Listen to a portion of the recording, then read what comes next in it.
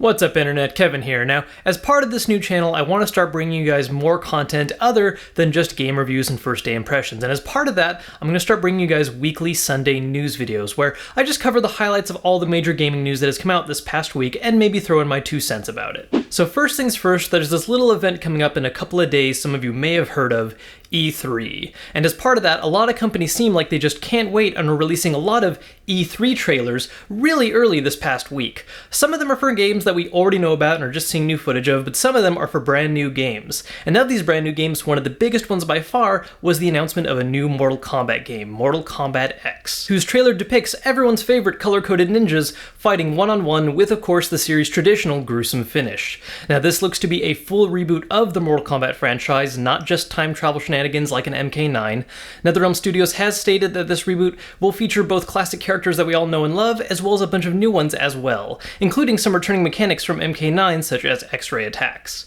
Now, MK9 was already a great breath of fresh air into the series and really brought it back up into fame, and hopefully, with new characters and enough of the right mechanics being brought back, this one could continue that upswing. Now, in addition to MKX, there were a lot of trailers for games we already knew about this past week, including Borderlands the pre-sequel, Lord of the Rings Shadows of Mordor, Kingdom Hearts 2.5 Remix, and The Witcher 3. Now, speaking of The Witcher 3, its developer CD Projekt Red had one other announcement to bring us during their press conference. Their storefront website, GOG, is now going to get its own platform akin to Steam called GOG.com Galaxy. Galaxy is meant to be a way for users to purchase, organize, and keep their favorite games updated. It is in direct competition with applications like Steam, Origin, and Uplay, but with the important distinction that it has a much higher emphasis on consumer freedom. Just like with GOG, any games you purchase through Galaxy will be 100% DRM free, and any additional functions or features that Galaxy has to offer will be completely optional. For instance, if you want to be able to chat with other users, you can make an account so that you have an account name to talk to people with,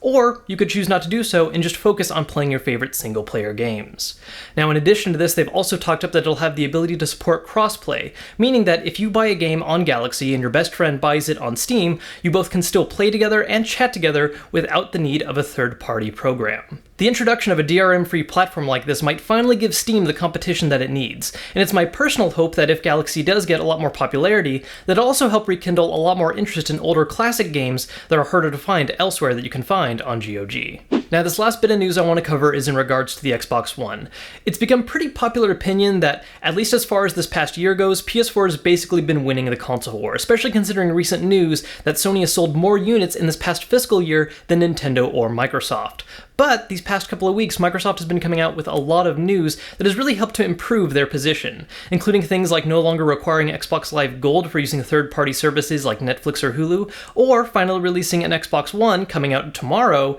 that is not going to require a Kinect and doesn't include one to begin with. Well, as a direct result of that last piece of news, Microsoft announced earlier this week that its dev kit will now allow developers to make use of GPU resources that used to be dedicated just for Kinect integration. Now, of course, this is up to individual developers, but what this means is that hopefully future titles on the Xbox One, especially those that don't make any use of the Kinect, will now have better graphics than they would have otherwise. Now, of course, there's no hard data on this just yet, but Microsoft estimates that games could see as much as a 10% boost in performance, meaning they could look a lot better and hopefully shorten the gap we've been seeing and a lot of multi-platform games between PS4 and Xbox One, such as in Metal Gear Solid 5 Ground Zeroes or in Watch Dogs. So that was just a little look at some of the biggest news to come out this past week. E3 is just in another couple of days, so there's a lot more information coming out soon, and in fact I plan to bring you guys actual full reviews of the different press releases happening in the first couple of days and let you know my thoughts on them. If you guys don't want to miss those videos, please make sure to subscribe, and if you enjoyed this video, please make sure to hit that thumbs up button as well.